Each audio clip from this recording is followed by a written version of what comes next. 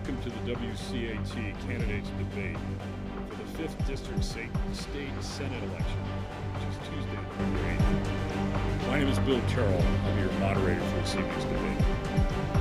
The two candidates this evening are Senator Jason Lewis and Town Councilor Ed Dombroski.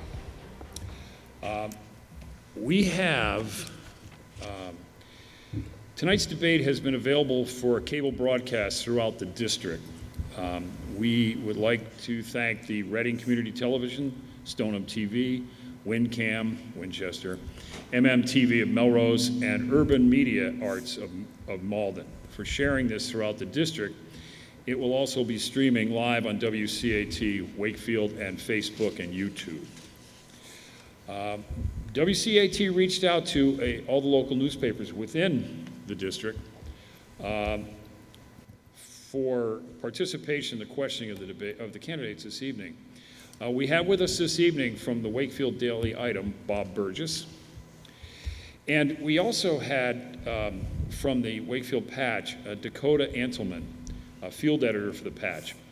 Dakota's unable to attend due to a family emergency, but Dakota submitted questions, and in Dakota's absence, Ann Santos, who is Associate Dean of Students at Suffolk University Law School and a former Wakefield Town Councilor, has agreed to ask questions for the purposes of this debate.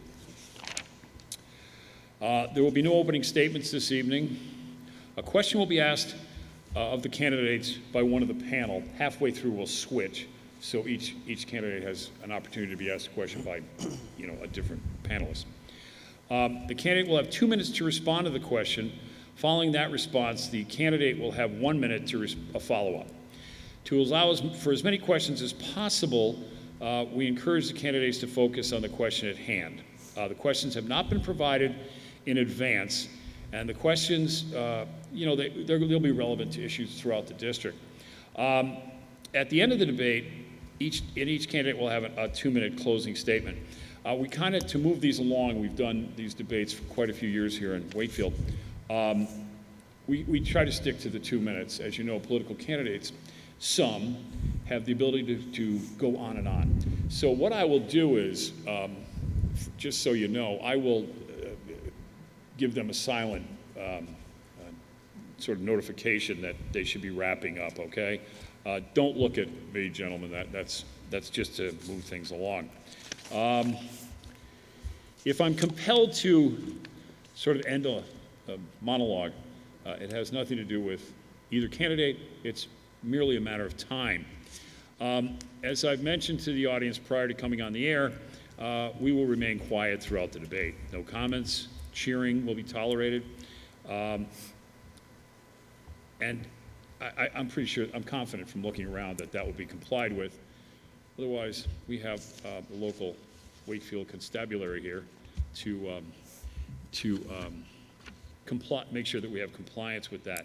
We have no signs and no questions from the candidates from the audience. That's for some other forum. Okay, to start things off, we had a coin toss, and Ed Dombroski gets the first question from Bob Burgess. Bob? Ed, the district's hospitals are extremely busy, and the healthcare industry in general seems overwhelmed. A lot of people need attention and are having trouble getting it. What can the legislature do to help? First off, Bob, thank you for the question. Good evening, Mr. Moderator. Thank you to WCAT for hosting this tonight. Thank you to our questioners, Dean Santos and Mr. Burgess. And of course, good evening, Senator Lewis. I appreciate you coming for at least 60 minutes for a debate. I realize this is the only one you're agreeing to. It's an important question, Bob, because our healthcare system is a really critical component of our quality of life here in Massachusetts. Massachusetts has some of the best hospitals and healthcare facilities in the country and in the world. I was speaking with someone recently in Reading who was talking about the fact that children from Ukraine were actually coming here to Boston because of the quality of the healthcare that we provide. So we have been a leader, and we need to continue to be a leader in that front.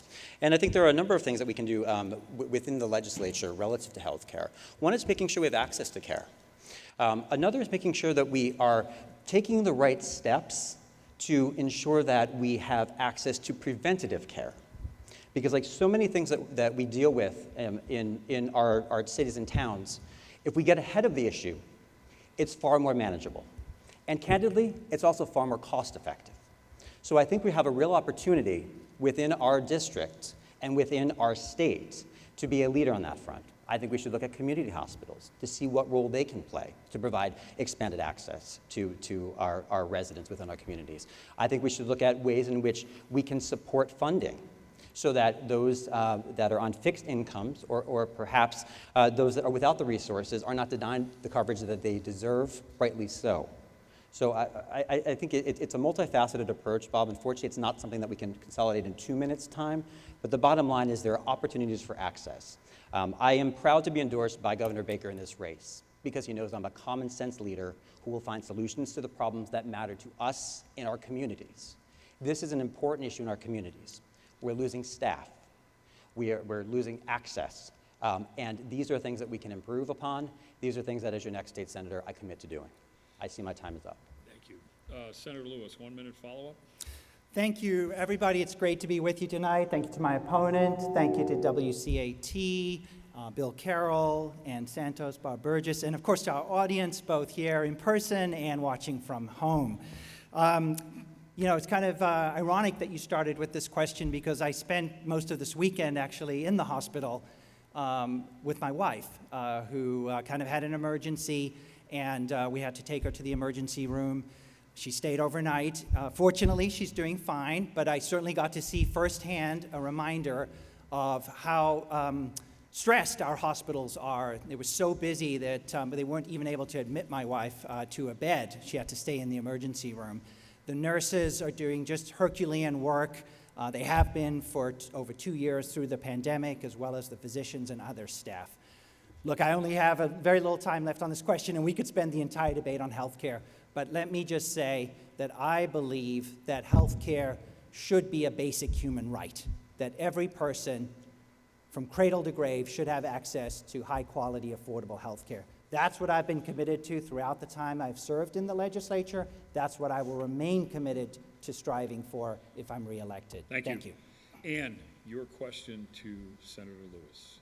Senator Lewis, businesses and individuals in the 5th District are feeling the impacts of inflation, supply chain issues, and other economic concerns. We know that some public building projects will also be impacted. What have you heard from voters about these concerns, and what can you do in the legislature to help them? Great. Thanks, Ann, for that really important question. Look, folks have been through an extraordinarily tough time the last couple of years, and that includes families, that includes businesses, that includes our local governments. And the combination of dealing with the health crisis and economic dislocation, and now the extreme pressures on cost of living from inflation, whether it's food prices, gas prices, also the very high cost of housing, healthcare, childcare that we deal with in the greater Boston region are very significant challenges. These issues of supporting poor and working class families has been central to my time in the legislature. Just a few examples. Earlier this year, I helped to support and champion a $500 million tax relief package in the state Senate. That includes an increase to the Earned Income Tax Credit, which is the most successful tool for fighting poverty. It includes an increase in the dependent care deduction for working parents, the rental deduction for people who are renting, and also to help our seniors, an increase in the senior property tax circuit breaker. I also have done a lot to address housing needs. We have increased subsidies for housing and also allocated hundreds of millions of dollars to support more affordable housing development and to support our housing authorities. I led the effort to create a paid family and medical leave in Massachusetts, and for that, along with former Representative Paul Broder, was named a Bostonian of the Year by the Boston Globe to ensure that parents don't have to choose between caring for their baby and bringing home a paycheck. I also led the effort to create a $15 minimum wage, and we are on the way to achieving that here in Massachusetts to help get closer to a living wage. I will continue, if reelected, to do everything possible to support our working families, again, whether that's the cost of health care, housing, child care, and more generally, the cost of living. Thank you. Councilor Dombroski. Thank you. I think the challenge, Senator Lewis, is that you haven't delivered on those things for our communities. You've had 13 years on Beacon Hill. And to answer your question specifically, what am I hearing in the district? I am hearing that people are hurting and they need relief. And I'm here tonight to say, I hear you, I am with you, and I will work for you. Period. My opponent likes to talk about platitudes. He's a far left progressive ideologue. And that's fine. I respect that. I'm not. The majority of our district is not far left progressive ideologues. They're sensible, hardworking people. When I was out knocking doors just the other day, I heard from a woman say, I want to see my money work as hard as I do. I don't think she could have hit the nail on the head any more squarely. That's what we need in our leadership. We need a leader who will go to Beacon Hill, who will be our voice, be our champion, and set his priorities aligned with the priorities of those he represents. Thank you. Bob Burgess, next question. The state has been collecting tax revenue at record rates. Should some of that money come back to the taxpayers or be used to support vital initiatives across the Commonwealth? Questions to Ed. Ed, yeah. The answer is simple. It should go back to the taxpayers. It's your money. We have a legislature that my opponent is a part of that can't even find ways to spend the money that it currently has. We have a rainy day fund over $6 billion, the most we've ever had. We have $2.2 billion in ARPA, federal funds, from COVID-related relief that has not even been spent. And we're looking at billions in surplus for our state budget, to the point where the 1986 Act that was voted on and approved by the voters, 62F, is now primed and ready to go. But you have leaders like Senator Lewis who are looking for any way possible to grab onto that money and to not release it back to the taxpayers. I fundamentally disagree. This is an opportunity to help the people who are hurting. And I'm talking to all of you at home tonight and all of you in this audience. Are any of you in better position today than you were 13 years ago when Senator Lewis first came onto Beacon Hill? Are your property taxes higher? Are you finding it harder to make ends meet? Are your utilities going higher? Are you concerned about the cost of heating your home this fall and winter? Because those are the issues I'm hearing about. Those are the issues I care about. And any and every way that I can make sure we have comprehensive tax relief and tax reform for both individuals and small businesses, I will be a champion of that, because that's what matters. It is your money, and I fundamentally believe that you know how to better spend it than a bunch of politicians on Beacon Hill, period. And you will have a champion who will deliver for you on that, because my priorities are your priorities. And I assure you that my competition will not set his priorities to align with yours, because he's had 13 years to do it, and he's failed. Thank you. 1 minute follow-up. We're going to go with Jason and Ed from here on out, okay? 1 minute follow-up, Jason. Look, I've been around for a little while, and like all of you, I've seen our economy go through ups and downs. I remember very vividly the Great Recession in 2008, 2009, and what that did to our communities, our businesses, and how it created our state tax revenues. Yes, it's true. We are in a good position right now and very happy to be in that situation. And the state does have a surplus. A lot of that is due to very extraordinary conditions during the pandemic. For example, all of the money that flowed into the state from Congress and President Biden to help us get through the pandemic. I fully support returning the $3 billion to the taxpayers of Massachusetts that is required under the 1986 so-called 62F law. That money will be going out the door to taxpayers starting in November. As I said earlier, I also voted earlier this year for an additional $500 million in tax relief for working class families in our communities and across the state, and I do expect that that will get across the finish line in the near future. Thank you. Next question. Ann? Senator Lewis, is there a specific moment or conversation with a voter that has stood out and impacted you during this campaign? That's a great question. And one of the things that I pride myself on in the time that I've been in office is being very accessible to my constituents. I hold regular office hours every month in person in each of the communities in our district. I also hold virtual office hours. I hold town hall events and welcome meetings, sitting down with constituents, for a cup of coffee or any other opportunity to hear what's on their minds.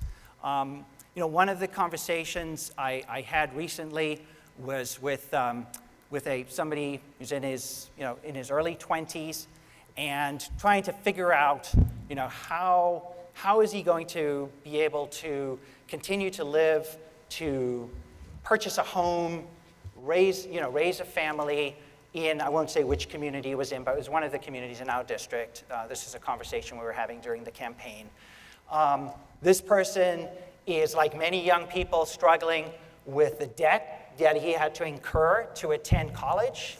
And this wasn't even an expensive private college. This was a public college in Massachusetts. But he has to deal with how is he going to make those payments, how is he going to also be able to, again, start to save to buy a house or to be able to afford rent. And so we talked about the things that we have done to try to make the higher education more affordable, and my plans to continue to invest in that area. We talked about my leadership in the state Senate in working to provide high-quality, affordable early education and child care for all families. In fact, I recently, as the chair of the Education Committee, led the passage in the state Senate of a transformational bill to expand access to high-quality, affordable child care. And we also talked about my work to pass universal paid family and medical leave and what we need to do to continue to build on that going forward. Thank you. Ed, 1 minute follow-up.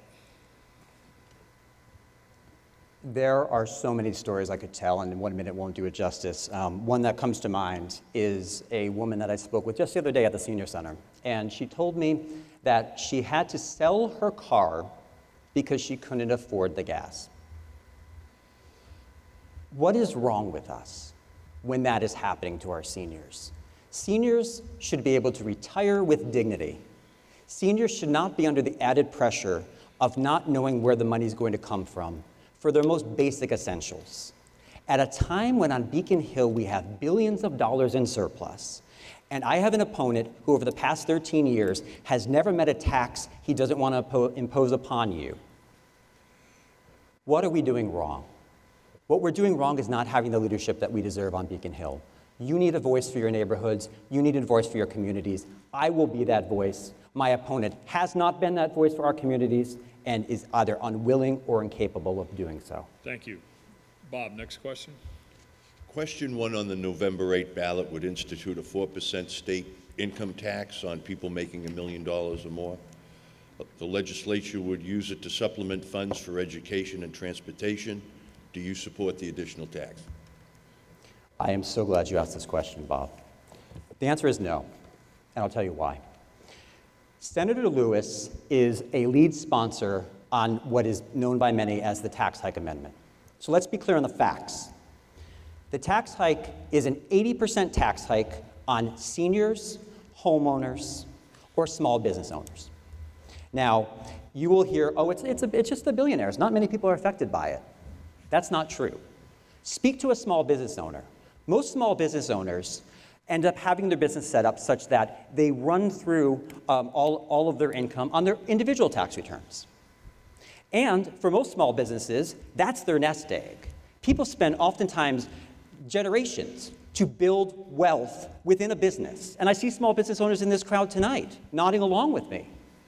And to think that they are going to be hit with an 80% tax increase, or a senior who sells their home with a ton of equity in it because of the housing market as it is now, is going to be hit with an increase. But most importantly is the deception of question 1. And it's based on 3 words: subject to appropriation. So for those who may not be familiar, Senator Lewis supported this constitutional amendment, subject to appropriation. So you hear, oh, it's going to be for education and transportation. There is no guarantee that a single additional penny will be allocated towards education or transportation. You can look it up. You can read the constitutional amendment as drafted. Now, Senator Lewis says, well, it needs to be. That's a belief he has. That's not what the law provides for. Fortunately, Representative Michael Witz was honest with the Boston Globe and acknowledged, in fact, yeah, you know what, we're going to try, but we don't know. It's a blank check for legislators on Beacon Hill, and worst off, Senator Lewis had the opportunity with an amendment that would have required a trust fund set up so all those funds go towards education and transportation. And you know what he did? Thank you. He voted against the Thank you. amendment. Bob, Jason, 1 minute follow-up. Bob, thank you so much for asking this question, because you finally got my opponent, after 7 months of campaigning, to actually take a position on an important public policy issue. 7 months have gone by. You've not been following. And my opponent has not taken a position. Nowhere on his website or anywhere did he take a position on any important issue, including this critical issue of ballot question 1, also known as the Fair Share Amendment, which I am proud to be the lead Senate sponsor of, and I've been working to pass for the past 8 years. My opponent parrots the lies and the fear-mongering of the billionaires like Bob Kraft and Jim Davis, who are spending millions of dollars to fund the opposition. Quite the contrary, this will place a modest additional 4% income tax only on annual household income above $1 million a year. And that amount of money will help to fund our public schools, it will help to support making higher education more affordable, and the investments we need to make in our transportation system. Thank you. Next question. Senator Lewis, how will the recent Dobbs decision inform how you vote in the legislature? The recent Dobbs decision was an absolutely devastating blow to people all across this country, including here in Massachusetts. The right to abortion, the right to reproductive health care, was protected by our Supreme Court in 1972, and that stood for 50 years across this country. This right-wing Supreme Court, in one fell swoop, struck that down. What is happening in some states of this country that are led by Republicans is just heartbreaking to see, where women are being told that there may be no circumstances they can get abortion care, even in the case of rape or incest. Fortunately, here in Massachusetts, we are much more enlightened. And I'm proud that in 2020, anticipating what might happen with the Supreme Court, we passed a very important law known as the Roe Act. And I was proud to help champion that in the state Senate. And that fully protects access to reproductive health care in Massachusetts, no matter what the Supreme Court does. By the way, Governor Baker vetoed that bill. Governor Baker said, no, we don't need to protect abortion, access to abortion in Massachusetts. It was thanks to Democrats in the legislature that we overrode that veto, and the Roe Act is law today.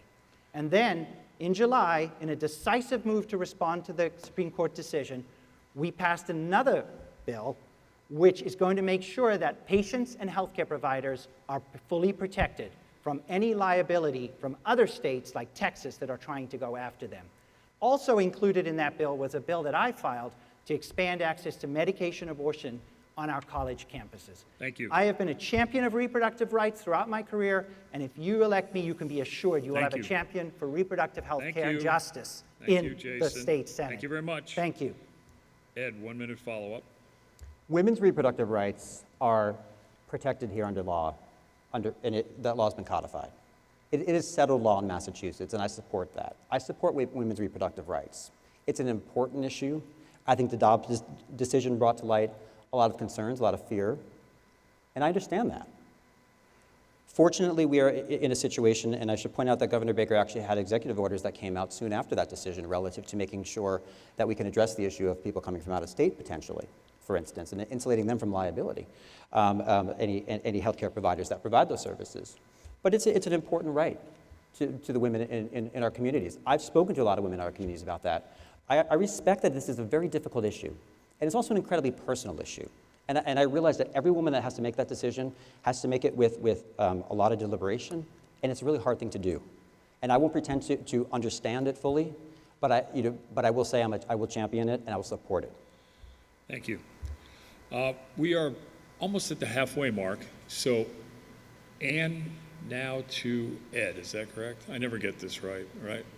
Yeah, you've been asking Senator Lewis, correct? So now you'll ask Ed. Okay. Correct.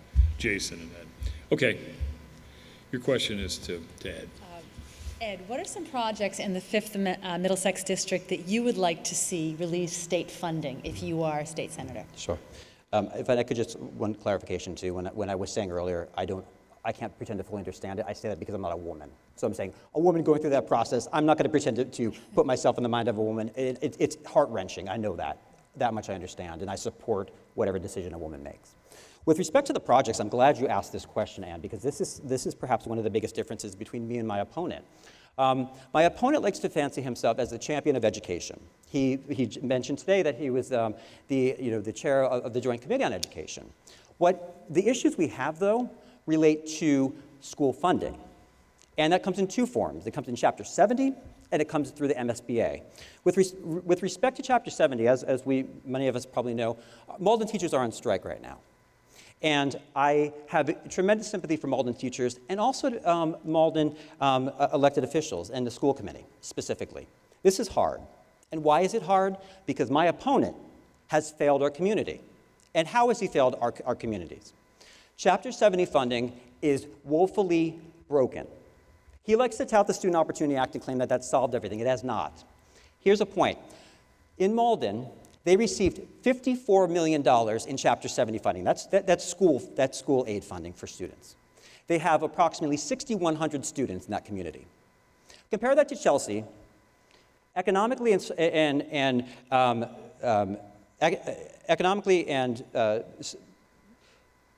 very similar in many ways. Chelsea has 25 less students than Malden and has received $104 million in aid. So think about that. Chelsea is getting $104 million in aid for under 6,100 students. Malden is getting $50 million less in aid. And my opponent will claim that he's fighting for our district? He surely is not. We need to do better. We cannot expect these communities to make up the shortfall because of failed policies and practices of people like my opponent. Thank you. Jason, 1 minute follow-up. Thank you. I'm so glad my opponent brought up one of the laws that I'm most proud of having authored and championed and successfully, and that is the landmark Student Opportunity Act. This took 10 years of work, and I was very proud as the chair of the Education Committee to help lead its passage in 2019. It was a major victory heralded by all the education stakeholders and was signed into law by Governor Baker. That law has unequivocally helped each of the communities in our district. Wakefield is receiving $1 million increase in Chapter 70 funding this year, thanks to the passage of that law. Melrose, similarly, about $1 million increase. Malden, whom my opponent mentioned, is receiving a close to $3 million increase in their Chapter 70, which is the funding from the state for public schools. That law is also increasing reimbursements for special education, for charter schools. That new law has brought and will continue to bring millions of dollars, tens of millions of additional funding for our public schools in this district. Thank you. Bob, question to Ed. Ed, if I could just stay on this topic for one second. No, question to Jason. I'm sorry, right, yeah. Jason, if I could just stay on this topic. Wakefield wants to build a new high school. And I think the last estimate that we saw was going to be about $280 million or something like that. But the Mass School Building Authority's reimbursement rate has not kept up with inflation, which means local districts like Wakefield have to pick up a larger share of the escalating costs. What will you, as our legislative representative, do to get the MSBA to pick up a larger percentage of costs and relieve the burden on towns like Wakefield? This is a critical issue. I'm very proud that I helped to secure the state funding to get Wakefield High School, Stoneham High School, Winchester High School, the Killam Elementary School in Reading, and others into the state school building program, which is known as the MSBA, which is a highly competitive program. And that's great. But it is absolutely true that these school building projects, as well as other construction projects like public libraries, for example, are facing incredible cost escalations and incredible pressure on their budgets. And that's due to supply chain issues, inflation, just the demand for construction workers and materials.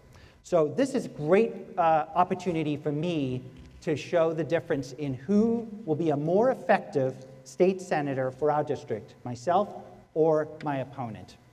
So the challenge is we're going to have to figure out a way to get significantly more funding, probably hundreds of millions of dollars more funding from the state to support these school building projects, to make sure that the burden, as you said, is not shifted onto the backs of local taxpayers.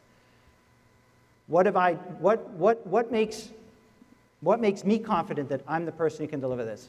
I have built strong relationships in the state Senate. I'm on the leadership team. I serve as vice chair of the Ways and Means Committee, which is our budget writing committee, and as chair of our education committee. I have relationships with the MSBA already and with all of the different education stakeholders that need to be at the table. And I've shown that I can get big things done, like passage of the Student Opportunity Act and paid family medical leave. For months already, I've been working on this issue. I've discussed it with the Senate President, with Senator Rodericks, who chairs the Ways and Means Committee, and with the leadership at the MSBA, including the state treasurer. And I'm confident that I will find a solution. My opponent will have no credibility or influence on this issue. Thank you. In fact, he has said he wants to Thank you. cut the sales tax, which is how the MSBA is funded. Thank you. So that's certainly Ed, not a 1 minute solution. follow-up. Well, that's actually not accurate, but I'm not surprised. With respect to the MSBA, this is a huge issue, and I'm hearing about it a lot, especially in Stoneham right now. I have sat through those school building meetings and seen the reactions when you have a project that's been approved by the community, and then you have the committee members trying to find any way possible to cut the project down because of the issues. And where has Senator Lewis been? He's been silent on this. He has been silent. He's not been a champion. He's had 13 years to remedy a very outdated reimbursement formula through the MSBA, and he's failed to do it. So, with all due respect, Senator, to suggest now that you're campaigning on things that you had 13 years to accomplish is a bit disingenuous. And I think all of us can see through that. Sir, you are a career politician who will say things that you think people want to hear, but you don't deliver. And that's the difference. I deliver for my constituents. For 6 years on the Wakefield Town Council, I have gone to bat. I have been a voice for tax relief, for additional senior tax relief, for any opportunity that I can to cut water sewer rates and make life more affordable here. My opponent has done everything he can to tax you more, take more of your money because he believes he knows how to spend it better. This is a significant issue. Thank you. Next question. I'm to Ed, right? You're to Ed now. Yeah. That always happens when we switch. You're to Ed. I'm stealing this off of the national stage because I thought it was an interesting question. What trait do you most admire about your opponent? Well, since I have 2 minutes, I may not be able to fill all 2, so if I could just finish my answer on the MSBA, because I think it's important. We also have the Northeast Vocational Technical School. No. Stay on the question here. Ed All is right. making the rules and enforcing I will them. answer the question, then we'll move on. I'll say that Okay. I think my opponent has a lot of conviction in his beliefs, and I respect that. I think, unfortunately, his values are not aligned with the priorities of our district, and that's where the disconnect lies. I understand what we're going through as a district. I understand what it's like for you and your family today. I understand that it's costing you $500 more every month just to live the way you lived a year ago. I understand that we have seniors that are splitting their pills in half because they can't afford their prescriptions right now. I understand that people are going to fill their gas tanks that are paying twice as much as they had been just a year ago or 2 years ago. I get it. Those are real things. Your energy costs are going to be going up through the roof this winter. We all know that. And I talked to seniors back in July who were preparing for it, who were telling me they were concerned about how they were going to make ends meet. Yet we have this incredible surplus on Beacon Hill that is not going back to the people whose money it is. And my opponent during this time is looking to have an 80% surtax added on to people. So when is tax enough? Beacon Hill cannot even spend the money that it currently has, and it's still looking for more. Why? Ask yourself that. Ask yourself, is this the best we can do? An opponent who wants to stand there and not represent constituents, but instead represent ideology? No, we deserve better. You all deserve better. Thank you. Jason, do you remember the question? I think I do. Thank you. I wouldn't know what the question was from my opponent's answer, however. I guess he did manage to maybe spend 10 seconds saying something nice about me. What I'm going to say about him is that I appreciate his commitment to public service. Ed, of course, is a town councilor here in Wakefield. We've worked together for a number of years in that role, and I very much appreciate and respect anybody who steps forward in public service. And that's particularly true at the town and city level, because these are positions that in many cases are not compensated at all. Maybe there's a small stipend. And it can be very hard work, takes you away from your family, your loved ones. It can be thankless work at times, but that's critical. That is where government can sometimes do the most good for our citizens at the local level. And at the state level, I'm very proud to partner with our local and municipal leaders. So thank you. Thank you. Bob? To Jason, right? Correct. Jason, transparency has become an issue of some type in this campaign. Can you explain why you think your stances on, important matters facing the district are more open to the public than Ed's are? Absolutely. Look, I'm very proud of the track record that I've established in the time that I've served in the state Senate since 2014. It's been a great privilege to represent this district, and I've worked very hard every day to deliver results, whether that's local projects or major legislative victories like universal paid family and medical leave, the Student Opportunity Act.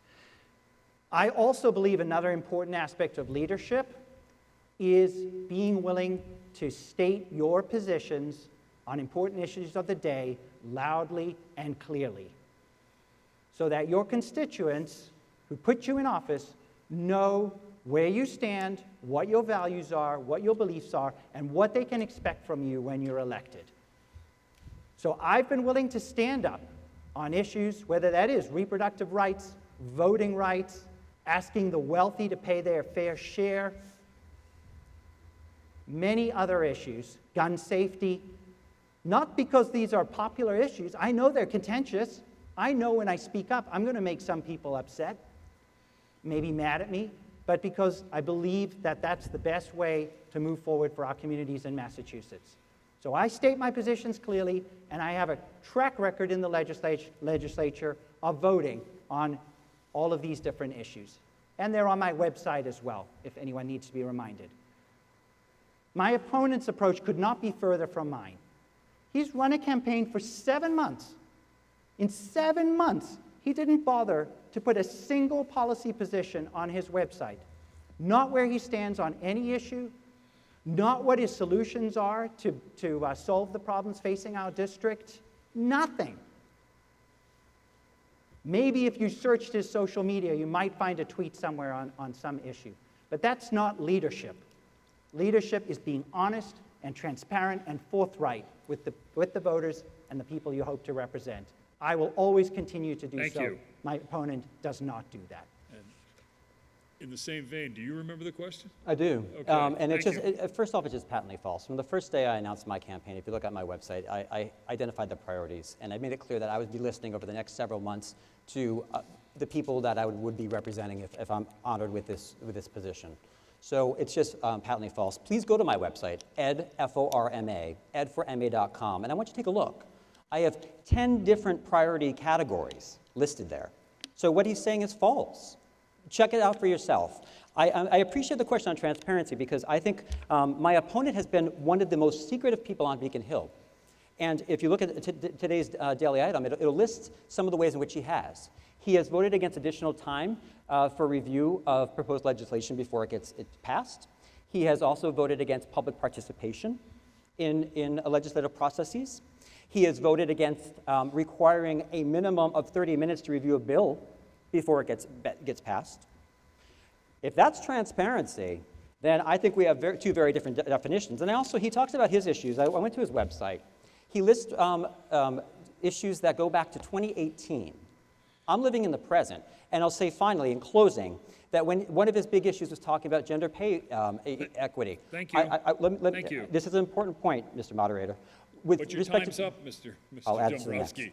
Thank you. Next question. Ed, the Orange Line shutdown is complete. As a 30-year rider of the Orange Line, I feel the pain every day. Issues still remain, and they impact the 5th Middlesex District very specifically. The T has scaled down some of its busing as well. What can be done about the MBTA and its issues if you are a state senator? I should point out that with respect to the Orange Line, we had very different responses. When we knew of the 30-day closure, I reached out to the community and talked about ways to help mitigate the challenges they would be facing in 30 days. My opponent, lawyer mode, my opponent, instead took the position that he was going to stamp his hand down and say, there are failures with the MBTA, we need to do better. Well, goodness, Senator Lewis, where have you been for the past 13 years on this issue? We have ARPA funds. We have $2.2 billion of ARPA funds that hasn't even been spent. Now, had there been, for example, an economic plan related to the T, that would have been queued up. We could have used that money for that, and we still can. So I'll look for ways to be able to make sure that we can improve what needs to be reliable transportation. And I agree. We have made improvements relative to that, but we have a ways to go. I mean, this has been an issue that's been decades in the making, but certainly Senator Lewis has done nothing in 13 years. I suspect within 13 months you'll hear a lot more from me on this issue than you have with him in 13 years. And finally, I'll say with respect to the issue of Senator Lewis's website, he talks about the importance of gender equity. Well, I think that also applies to gender pay equity. So many people may not realize this, but in addition to giving himself a big pay raise, which is public record, you can see it, he had a chief of staff. It was a woman. She terminated her employment while pregnant. He then immediately hired a male chief of staff. Same job. One would assume that the hiring would be pretty consistent, right? Same benefits, same compensation. Did you know that his male chief of staff was hired at 37% higher pay than the woman that had been working for him previously? What does that tell you about where his value set is? I would not do that. Thank you. I would not give myself a pay raise. Thank you. And I would not have that gender inequity. Thank you very much. Jason, That is follow-up. absolutely Jason, follow-up. disgraceful for my opponent to bring up a personnel issue like that. It's public record. Those are two completely different people, completely different educational levels and backgrounds. That is completely different Same from pay job. equity. Please let me speak. It's my turn now. Yeah. I also just want to point out that because my opponent basically misled you when he said before, if you go on his website and there are priorities there now. Yes, there are. Do you know when he added those? Last week. Do you know why he added those last week? Because my campaign had been calling out for the last few weeks that, yes, I have been transparent and I am clear about where I stand with the voters on all the important issues, and my opponent in 7 months hadn't bothered to do so. That's why he put them there. I'm sorry, I'm going to run out of time on the MBTA, and this is such a critical issue to the well-being and the future of this entire region. I certainly called out the MBTA for this unprecedented 30-day shutdown. There's no way they should ever have done something like that with such short notice to riders and to our communities. We've got a lot of work to do with the MBTA. We're going to have a new governor in January. I'm very hopeful it'll be Maura Healey. We're going to need new leadership at the MBTA, and we are going to have to provide probably additional funding as well, and I'm committed to doing that. Thank you. Next question. Gentlemen, let's try and stick with the question, okay? We've got a few moments left here. Next question. Jason, how can the cities and towns in the district best benefit from your leadership? What do you bring to the table that will help all of us?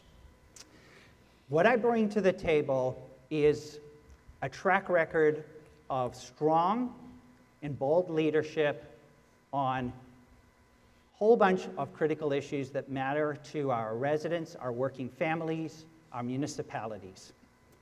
I've delivered results in the time that I've been in office, both in terms of local projects and initiatives and in terms of big legislative victories. And if re-elected, I will continue to work hard every day to continue to address our challenges.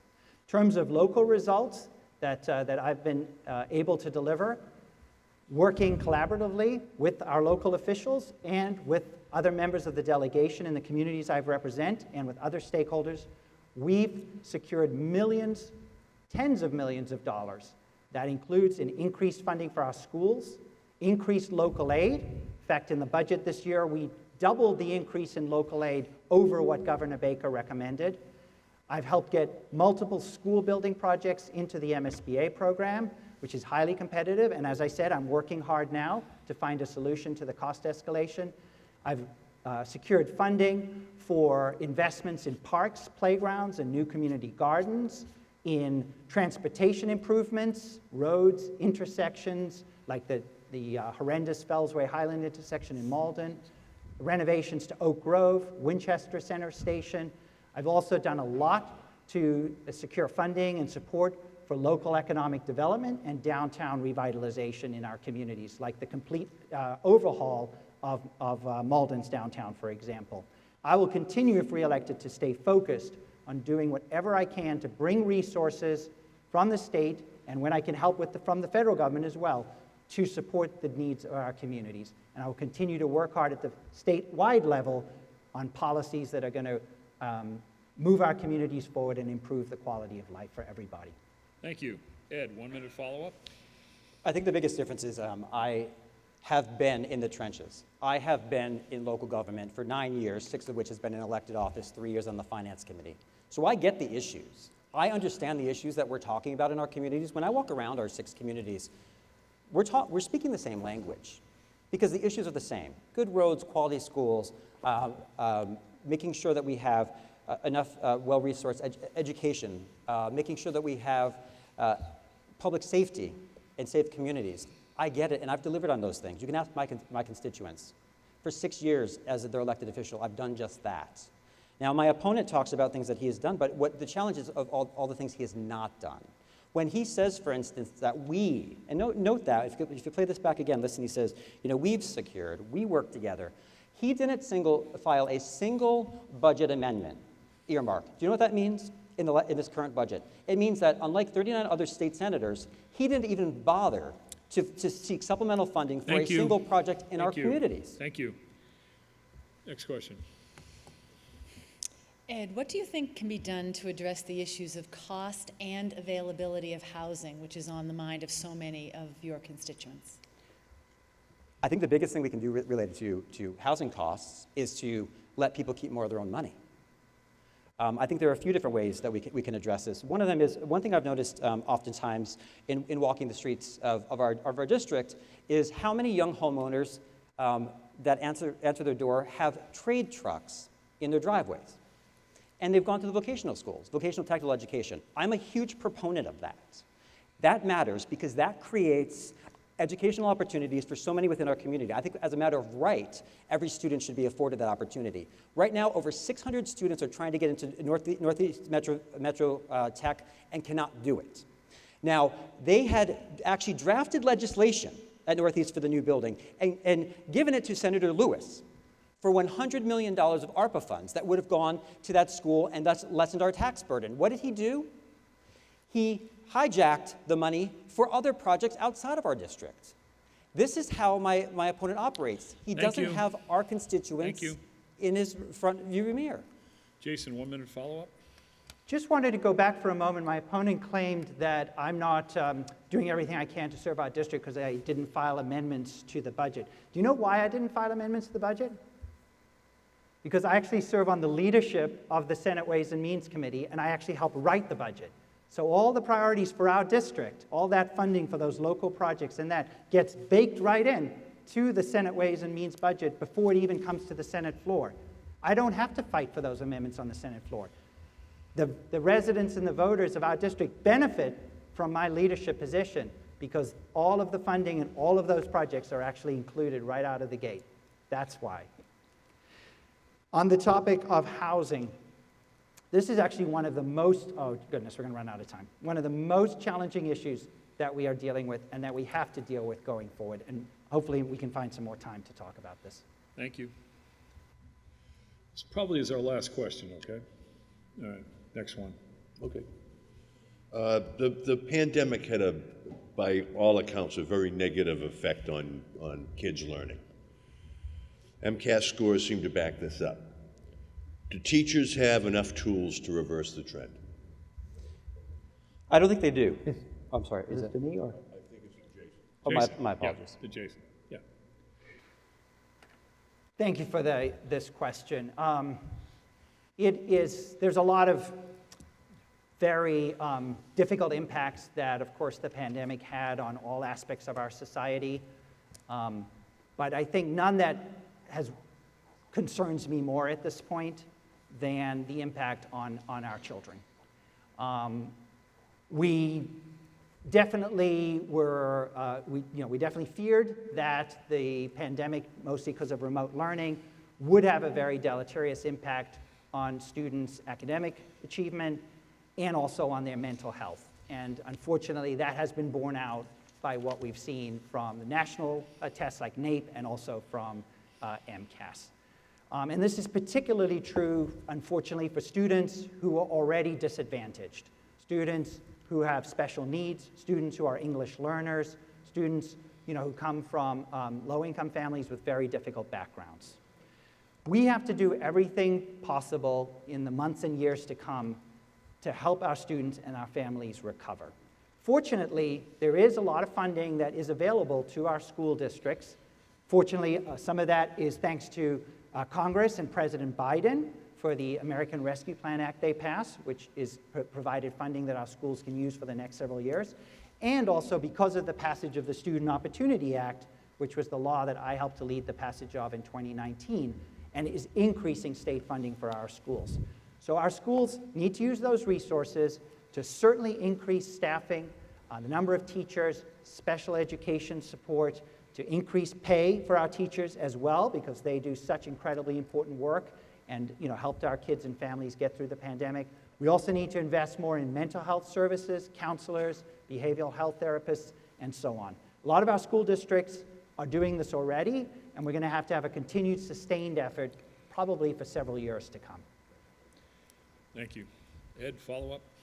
Well, I think the most important thing that we can do is just look at the record here. And Chapter 70 has failed our communities. That's the bottom line. To the people of Malden specifically, $54 million to your community in Chapter 70 funding. $104 million to Chelsea. Chelsea has 26 fewer students in their district than you do, Malden. So when teachers, administrators, elected officials are trying to figure out why it is that they can't come to terms, this is why you can't. And Senator Lewis, with all due respect, has had 13 years to do better, and he's failed you. So that is a very big issue. We've had other communities where overrides have been commonplace in order to just fund our budgets. Why is that? Because Senator Lewis has failed you. Overrides are not the way to sustainable budgeting. Thank you. Okay, we are going to, there was a flip of the coin earlier. You had the first question, correct, Ed? I did. Yeah, you're going to, okay, 2-minute closings. You go first. Gentlemen, I hope you have practiced your 2-minute closings so that I don't have to throw you off at all. Okay? Ready? Ready, set, go. You're up. Yep. I am honored to have received the endorsement of Governor Charlie Baker in this race. Governor Charlie Baker has been a leader who has made all of us proud. I've walked across this district and talked about people saying that they wished he ran for a third term, and I agree. I am that kind of a leader. I'm pragmatic, I'm thoughtful. My client, time and time again on social media and life tries to say, oh, it's a scary Republican. Let's get that out of our heads. I'm a moderate Republican. My opponent is a far-left progressive. That's a big difference. I am speaking to all of you tonight. I call all of you the silent majority. You are the hardworking people of this district who are just trying to get by during incredibly difficult times. I hear you. I am with you. I will be your voice. I will deliver results. Your priorities are my priorities, because that's what this is about. It's about making sure that you respect constituency. My opponent does not. I do. This is the longest job interview because I want to work for you. I want to have the honor of being able to represent the things that matter to you and come back to your communities and say, you know what? I went to bat for you and we got results. Tax relief, support for small businesses, support for education, support for our police, fire, and first responders. More dollars at the state level brought back to our municipal government, where it can best be deployed. Because I believe the more money that comes to our communities, our cities and towns, the lower the emphasis is on the tax burden. Higher property taxes are crushing us right now. But that's how we have to sustain our local budgets because of an absence of sufficient funding, and Senator Lewis has been the reason for Thank you. that. Senator Lewis. Thank you again to WCAT and everybody for participating in this debate tonight. I think it's been a great exchange of ideas and an important opportunity for civic engagement. I'm very proud to have represented our communities in the state Senate since 2014, and I very much hope to continue to have the opportunity to do so for another 2 years. I believe I've delivered a track record in these years of getting results, concrete and tangible results, to make our communities stronger and to improve the quality of life for everybody. I've successfully secured millions of dollars for our communities for a whole host of different projects: new schools, road improvements, public transit improvements, improving parks and playgrounds and community gardens, and arts and culture, and local economic development.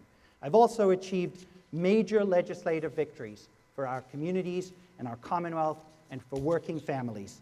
Passage of the historic Student Opportunity Act in 2019, which is increasing funding for our public schools by millions of dollars, already has and will continue to do so in the years ahead. Successfully, along with former Representative Paul Broder, negotiating a universal paid family and medical leave program, the strongest one in the nation. Passing a law to help support Alzheimer's patients and their families, which the Alzheimer's Association said is a national model. I've done all this by working collaboratively with my colleagues, with Governor Baker and his administration, and with stakeholders all across the Commonwealth. There is a clear choice in this race between somebody with a proven track record, who's a leader and willing to stand up and speak loudly and clearly on the issues that matter to our communities, and my opponent, who in 7 months of campaigning didn't mention his position on a single issue. I hope in this election you will give me the great privilege of continuing to serve as your state senator. Thank you. Thank you. Well, that ends our debate this evening for the... Could I just Fifth ask, Mr. District. Moderator, in closing, Pardon? since we were rushed tonight and weren't able to get through all the questions. Excuse me. Debate's over. Okay, thank you. I'm going to thank people now, okay? I'm Thank asking you. Senator Lewis if you would agree to a second debate, since we had a lot of turf we Debate's didn't over. cover. Debate's over. You do that on your Will own time. you do that, Senator Lewis? You do that on your own time, Ed. You're interrupting my closing here. Oh, apologies, I don't Ed. appreciate that. Okay, I'd like to thank the candidates.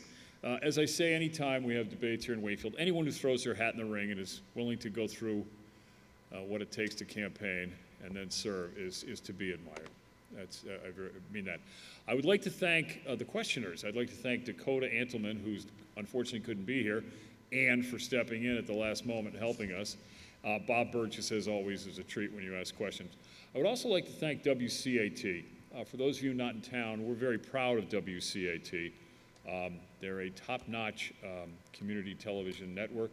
I'd like particularly to thank the executive director, Ryan Boyd, who put in a lot of time and effort for this, but more importantly, Allie Houghton, who was the producer of this whole program and did a great job pulling this all together. It's not easy. And I would like to thank you folks for showing the respect and the interest in paying attention here tonight. And I think now give everybody a round of applause for this evening's activity. Thank you. That concludes the debate, and don't forget to vote on November 8th, and you will be able to express your civic duty. Thank you very much. Thanks.